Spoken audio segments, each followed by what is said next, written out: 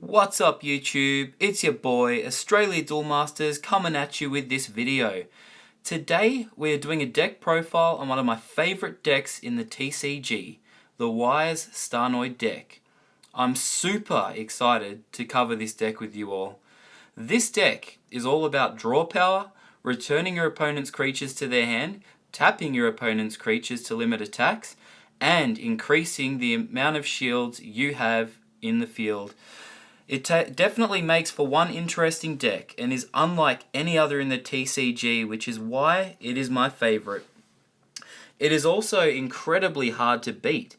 It matches up well against most decks. It will almost always beat any rush/aggro deck. It can tend to struggle though against rub control decks, as Bolmedius can eat your shields. The only decks that come to mind that are potentially stronger and that can give Wise Starnoid a run for its money is Bombazar and occasionally Merino control decks. However, Wise Starnoid can beat Bombazar if the right cards are drawn. Taj Mahal is a key card here to make this possible.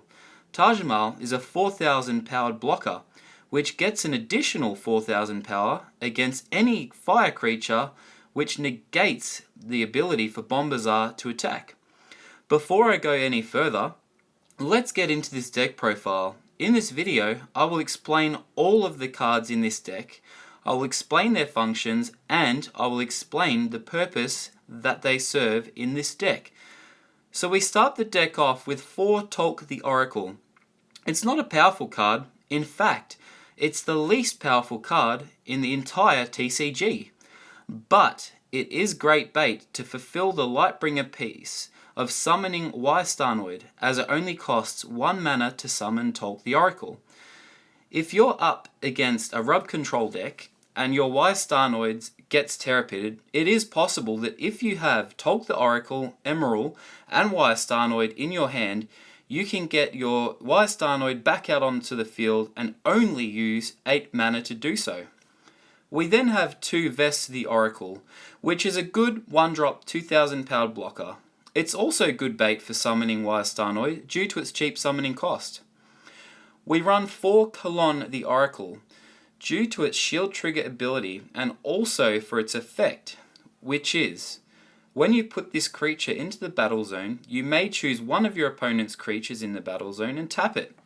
This is a great effect, especially if you can summon it via shield trigger, as it'll cost you no mana to do so. You can summon it at no cost.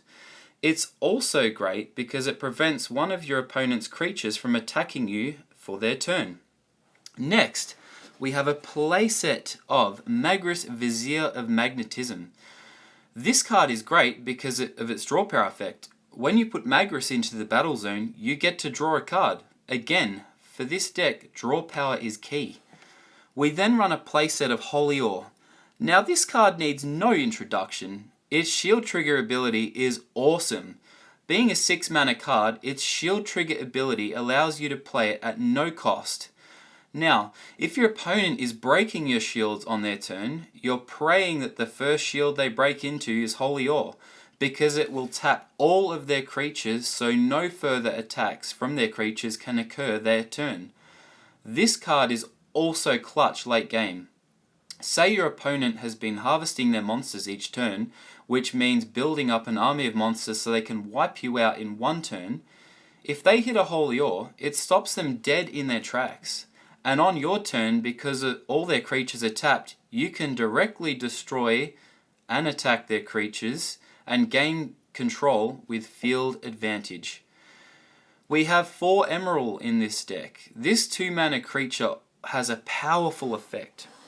It allows you to choose a card in your hand and put it into your shield zone face down, in exchange for another shield on the field. This is great because you can manipulate your shields and put down spells which have shield trigger abilities, so when your opponent breaks into them, they will pay the ultimate price for doing so. If you have Holy Ore in your hand, this move is a must. Next, we have a playset of Kirill. Kirill is great because you can choose one of your opponent's creatures in the battle zone to be returned to the top of their deck.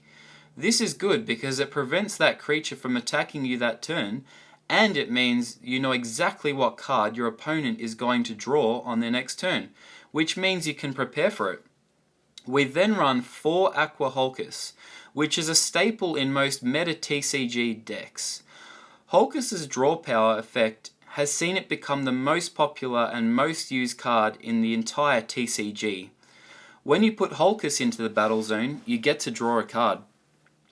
We then have 4 Illusionary Merfolk, which complements this deck extremely well due to its incredible effect.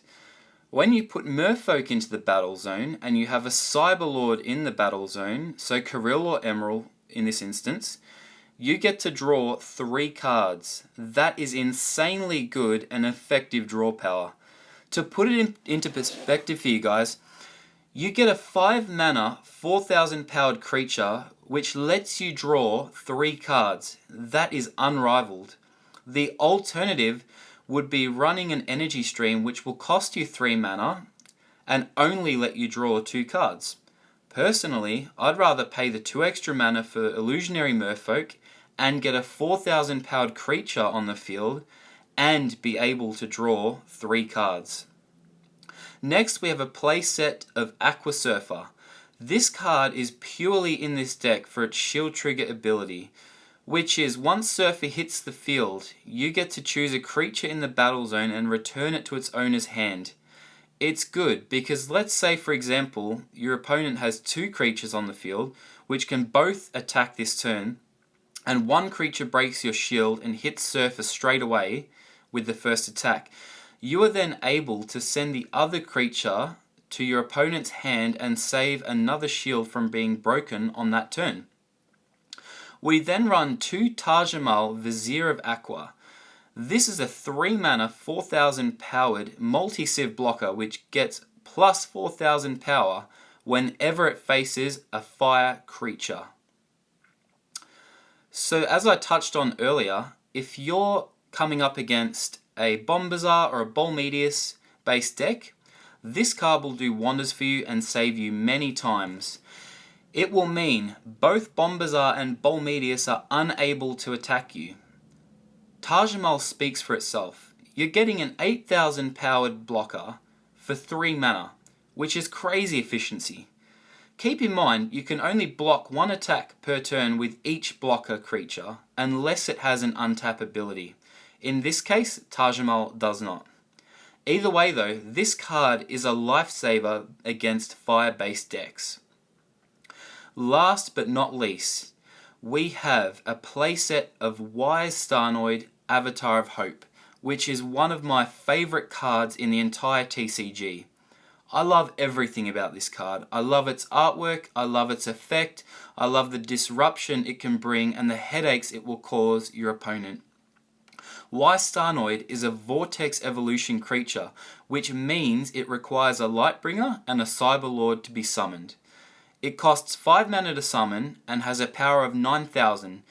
Its effect is that whenever Wise Starnoid attacks or leaves the battle zone, you get to add the top card of your deck face down into your shield zone.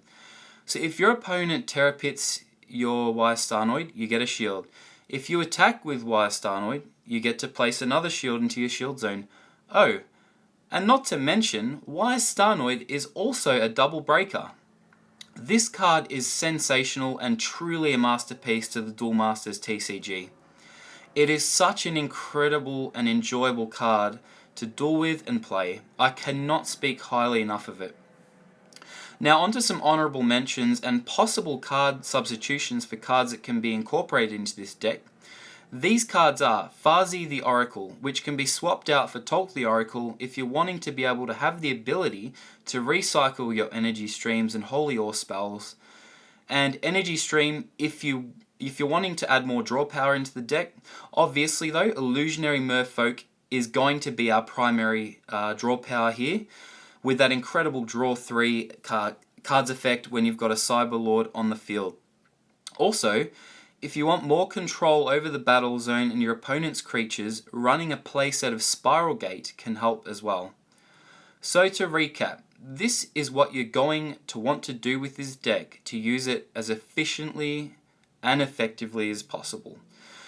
So turn 1, you're going to obviously want to charge mana and summon Talk the Oracle or Vest the Oracle. On turn 2, you're going to again charge your mana and play Emerald if possible and put Holy Ore into your shields. Turn 3, you're going to want to play Aqua Hulkus and draw a card or summon Taj-Mahal. Turn 4, you're going to want to play Kalon or Magris for draw power, and again you're charging your mana every turn. Turn 5, you're going to want to play Kirill, Merfolk or Wise Starnoid if possible. Now thanks for tuning into this video guys, I appreciate the love and support. I aim to bring you guys the most exciting DM content available on YouTube. I have tons of other deck profiles planned, so please subscribe to my channel so you don't miss any exclusive content. Also, a call out to my fellow Australians. If you're from Australia and have seen this video, please join our Duel Masters Australia Facebook group. A link will be left in the description of this video. Thanks heaps DM fans. Duel Masters Australia out.